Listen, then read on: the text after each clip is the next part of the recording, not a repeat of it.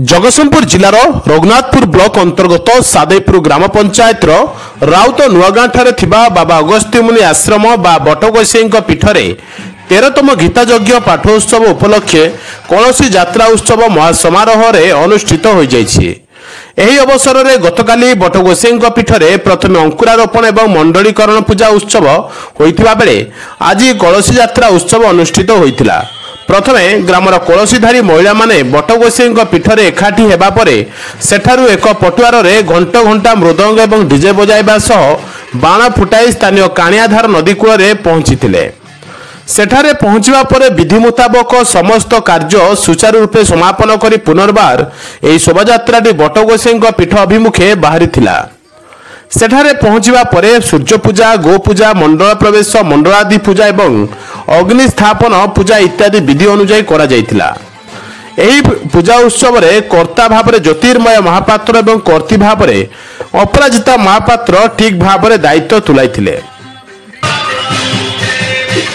प्रताप चंद्र महापात्र राउतरवागे ओ गाँव जमी आम अगस्त्य मुनि आश्रम आम समस्त आराध्य देवता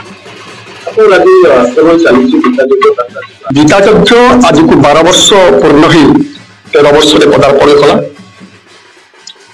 12 वर्ष ये अगस्त्य मुनि आश्रम ये हूँ एक आध्यात्मिक पीठ। 10 खंड मौजार ये हूँ आराध्य देवता।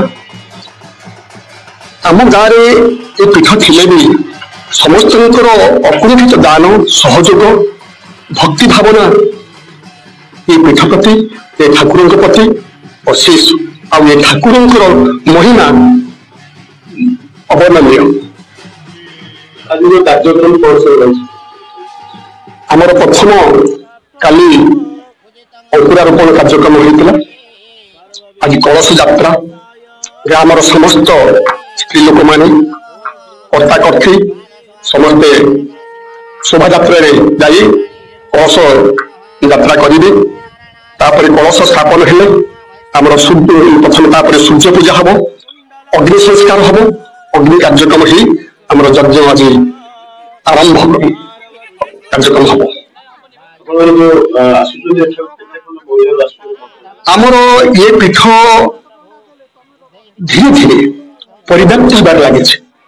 अगस्त्य मुनि जो महिमा चतुर्दिग व्यापी चली। प्रत्येक दिन ये उत्सव मुखर, प्रत्येक दिन ही उत्सव मुखर। सबुदिन ये किसी ना कि भक्त मैंने आसुंच निजर मनोवांछा पूर्ण कर। ये गोटे जगह जी थे ये प्रवेश करे सी तार मनोवांछा पूर्ण हुए बोली समस्त गोटे विश्वास और भरोसा रही। पूर्ण होती 20 तारिख हम चैनल माध्यम अगणित भक्त मान बर्तमान आम गीतायज्ञ आरंभ हो जाए। समस्त भक्तगण आसी अकुंठित चिंतन सहयोग करूँ यज्ञ मनस्कामना पूर्ण हो, समस्त चलापथ कुसुमित हो, समस्त भक्ति भावना हृदय जागृत हो, यही आम कामना। मोना विष्णुचरण त्रिपाठी आम घर राउत ये तो 13 वर्ष है। आज 12 वर्ष पूर्व 13 वर्ष चलती। आज कलश यात्रा अच्छी लोक मैंने कलश यात्रा से फेरला ठाकुर जो कर्म आरंभ है ठाकुर विमान यात्रा जाए ग्राम पर 5 दिन धरी चलो। प्रथम दिन अग्नि संस्कार यज्ञ है। द्वितीय दिन राधा कृष्ण माने सहस पूजा है एवं तांकर भी आहुति है। तृतीय दिवस चंडीगढ़ गोटे है। चतुर्थ दिवस शतरुद्र आहुति है, शिवंकर रुद्राभिषेक भी है। पंचम दिन गीतार प्रथम श्लोक ठार शेष पर्यंत समस्त आवृत्ति कर आहुति दि जाए। ये तो ये गोटे बटगोसाई पीठ ये गाँव तो 10 खंड गाँव लोक ये आसती ये मानती ठाकुर अगस्त्य मुनि आश्रम राधाकृष्ण मंदिर ये जंगल परिवेश समस्त व्यवस्था अच्छी। तेणु बहुत लोक ये आसती यज्ञ ता व्यतीत वर्ष सारा गोटे पिकनिक स्पट जेहतु बहुत लोग आसती। ମୋ ନାଁ ମଙ୍ଗଳଜୋଜ ବେହେରା, ଆମ ଘର ଏଇ ରାଉତନୂଆ ଗାଁ।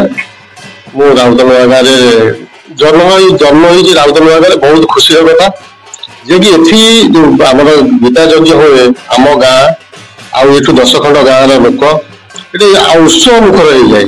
ଆଉ ଏଇ ଗାଁରେ ଜନ୍ମ ହେଇକି ଆମେ ନିଜକୁ ବହୁତ ଧନ୍ୟ ମନେ କରୁ। ଏ ଯୋଉ ରାଧାକୃଷ୍ଣଙ୍କ ଜୀବନ ମୂର୍ତ୍ତି ଆଉ ଏ ଯୋଉ ଶାନ୍ତିପୀଠ, ଯେମିତି ଶାନ୍ତିପୀଠ ଏଠି ପାଖରେ କୋଉଠି ନାହିଁ, କିନ୍ତୁ ଏଭଳିଆ ଶାନ୍ତିପୀଠରେ ଏ ଯୋଉ ଯଜ୍ଞ କାର୍ଯ୍ୟକ୍ରମ ଯଦି ହୁଏ ଆମର ଆରମ୍ଭ ହେଇଯାଇଛି 20 ତାରିଖ ସରିବ ଶନିବାର ଦିନ। ସେ ଯୋଗୁଁ ଆମେ ନିଜକୁ ବହୁତ ଧନ୍ୟ ମନେ କରୁ ଏଠି ଏଇ କାର୍ଯ୍ୟକ୍ରମରେ ଯୋଗ ଦେଉ। ପାଖାପାଖି 10-15 ଖଣ୍ଡ ମହିଳାର ଲୋକ ଆସନ୍ତି। ଲୋକ ସଂଖ୍ୟା ପୂର୍ଣ୍ଣାହୁତି ଦିନ ଅତି କମଟା 10-15 ହଜାରରୁ କମ ହେବେ ନାହିଁ। ଆଉ ବହୁତ ଖୁସି ଲାଗେ।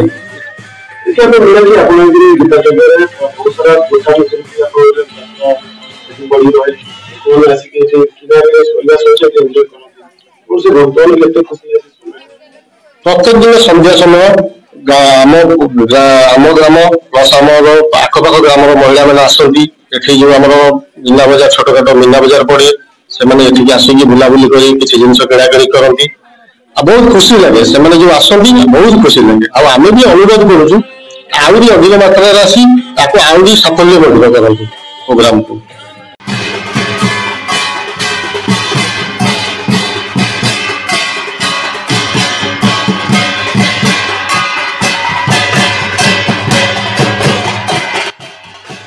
ଏଠାରେ ଏହି ଗୀତା ଯଜ୍ଞ ପାଠ ଉତ୍ସବଟି ଦୀର୍ଘ 5 ଦିନ ଧରି ଚାଲିବା ସହ ଆସନ୍ତା 20 ତାରିଖ ଶନିବାର ଦିନ ଏହାର ପୂର୍ଣ୍ଣାହୁତି ଏବଂ ଚରୁଅନ୍ନ ବଣ୍ଟନ କାର୍ଯ୍ୟକ୍ରମ ସହ ପ୍ରସାଦ ସେବନର ବ୍ୟବସ୍ଥା ମଧ୍ୟ ରଖାଯାଇଛି। ଅନ୍ୟମାନଙ୍କ ମଧ୍ୟରେ ଏହି ଆଶ୍ରମର ମାର୍ପଦାର ବଟକୃଷ୍ଣ ମହାପାତ୍ର, ବିଷ୍ଣୁଚରଣ ତ୍ରିପାଠୀ, ପ୍ରତାପ ଚନ୍ଦ୍ର ମହାପାତ୍ର, ସଞ୍ଜୟ ବେହେରା, ମଙ୍ଗଳଧ୍ୱଜ ବେହେରା, ଦେବେନ୍ଦ୍ର ବେହେରା, ଟହଲି ବେହେରା, ମଙ୍ଗରାଜପତି, ନିମାଞ୍ଚଳ ନାୟକ ଏବଂ ଗ୍ରାମର ସମସ୍ତ ଗ୍ରାମବାସୀ ପ୍ରମୁଖ ଉପସ୍ଥିତ ଥିଲେ।